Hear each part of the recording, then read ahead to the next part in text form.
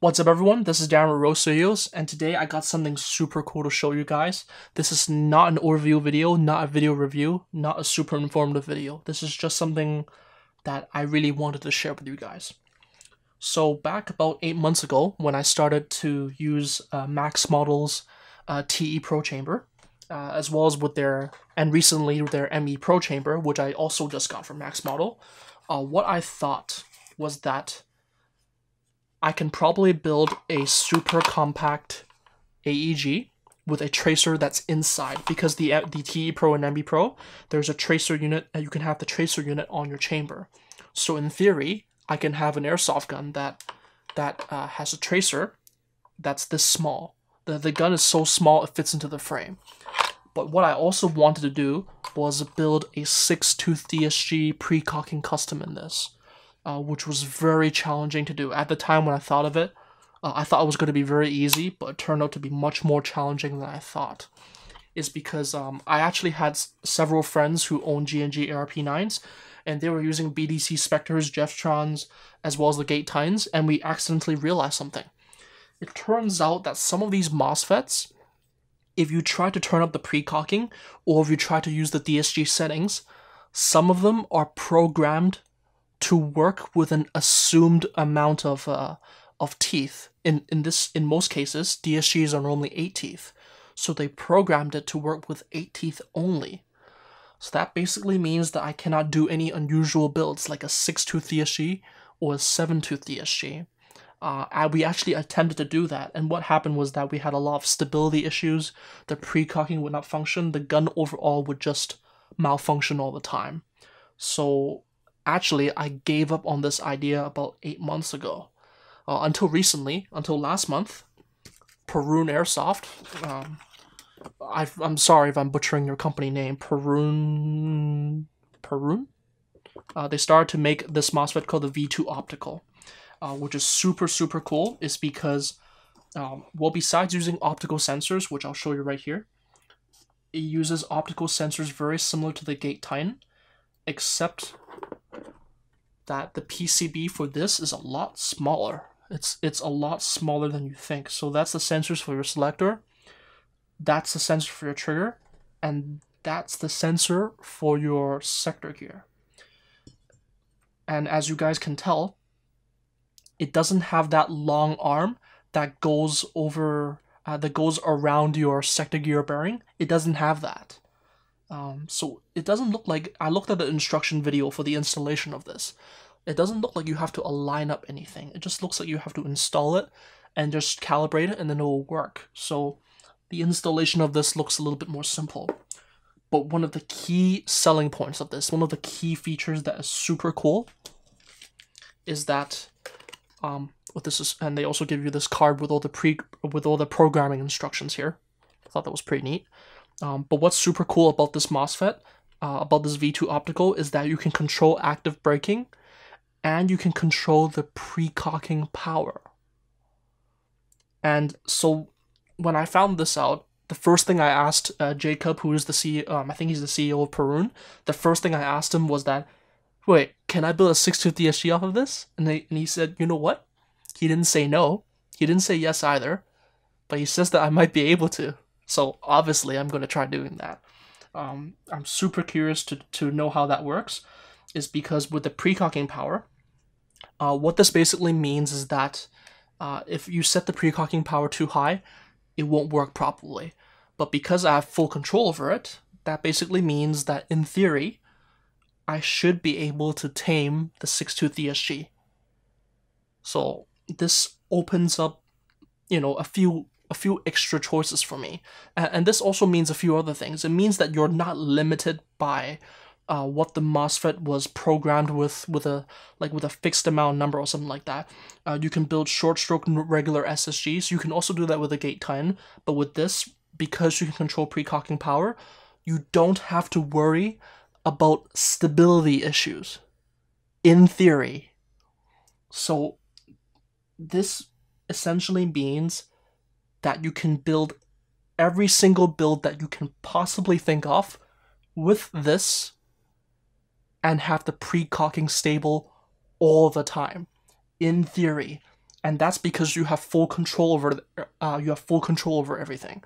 So if you want to build a DMR, and you need to set the precocking a little bit power a little bit higher, if you need the precocking power a little bit lower, if you're doing a weird DSG build, a weird SSG build, it can accommodate each and every single one of those builds.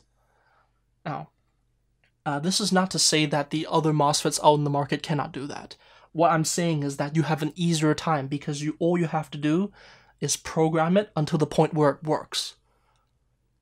So it should be quite straightforward. Again, this is all in theory. I have not tested this yet, but it's quite exciting to know that you have that kind of option. And here's the cool thing too. Besides making the V2 optical, actually curiously, originally they made this MOSFET with mechanical switches. They've been around for a while apparently. But they're also going to be making a V3 optical. So that's going to be pretty cool as well. It's because I actually have an AK lying around that I really want to build something really cool with.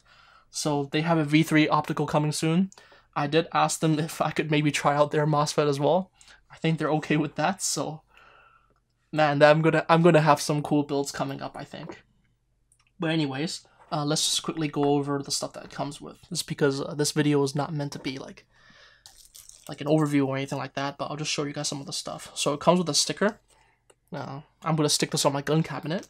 The card I showed you earlier. This is actually quite nice. It's actually like a legit, thing. And the PCB, like I said, is very small. The top side, be very careful because this thing is pathetically tiny.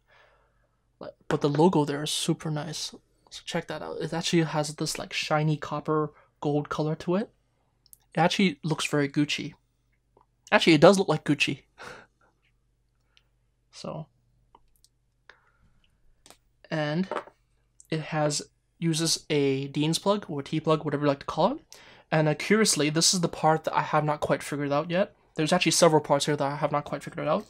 So in the manual, which you can scan with the QR code, they give you two fuses. One of them is a 40 amp fuse. One of them is a 25 amp fuse. I don't know what to say about this yet. The only thing I can say is that if you're using a battery in your buffer tube, because the fuse is right next to a T-plug, in theory it shouldn't get in the way, but I thought that was weird that they have a fuse here. I'm not entirely sure, because I'm doing such a weird build that might draw off amps. I'm not entirely sure if I will blow the fuse. I'm not quite sure what to tell you yet. But if I do blow a fuse, I'll let you guys know. It's because I'm actually quite curious myself. There's also a very small washer over here that you can easily lose. I actually lost it already. Oh, it's right there. There's a small washer right over there. That's for the hole to secure the PCB onto your gearbox. Yeah, otherwise there's really not much to talk about yet, because there's a funny sticker at the back, which I'm not entirely sure what that's for. It was already applied like that, by the way. And the MOSFET comes inside this static shooting bag. This looks like the stuff that comes with your motherboards if you guys build PCs. And that's basically it, really. It comes with very little things, which is somewhat good. Oh, sorry, I forgot to talk about these stickers.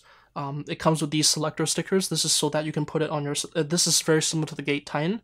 It detects where the thingy is so that you can... so that your selector can work properly. You may have to test which one will work best for your selector.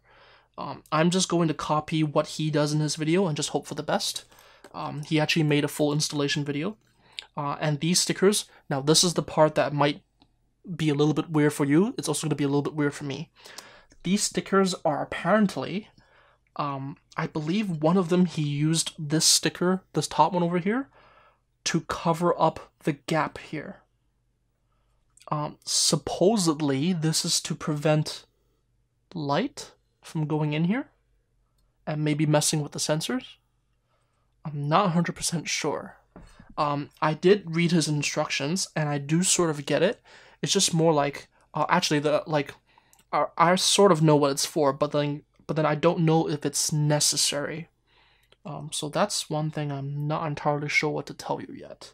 And these two halves are for the bottom side of the gearbox. Over here, you're meant to stick it over here. So because I already did a trigger job. I don't know if you can tell that I added a pad over here. I'm not entirely sure if that will affect it, but I guess I'll find out soon. They also stated that in their instructions, if you want to build a hair trigger with this, they mentioned that it might be possible where if you do too much of a trigger job, the trigger will already cover the sensor when you put it in. So it enters calibration mode the second I plug in a battery. Apparently, I can redo that if this happens to be covering the sensor. So I will see how that goes. I will film the process for you guys. It's just because this is also a new experience for me. I have no idea if any of this stuff works, but I think most of you guys can understand the potential. And here's the cool thing. The price of this MOSFET is not crazy expensive. It's I think it's about 700 to 800 Hong Kong dollars. If you add shipping, it might be closer to 800. But it's not super expensive for what it does. Actually, you know what? In case I'm quoting the wrong price, I'm gonna quickly check the price for you guys. Sorry.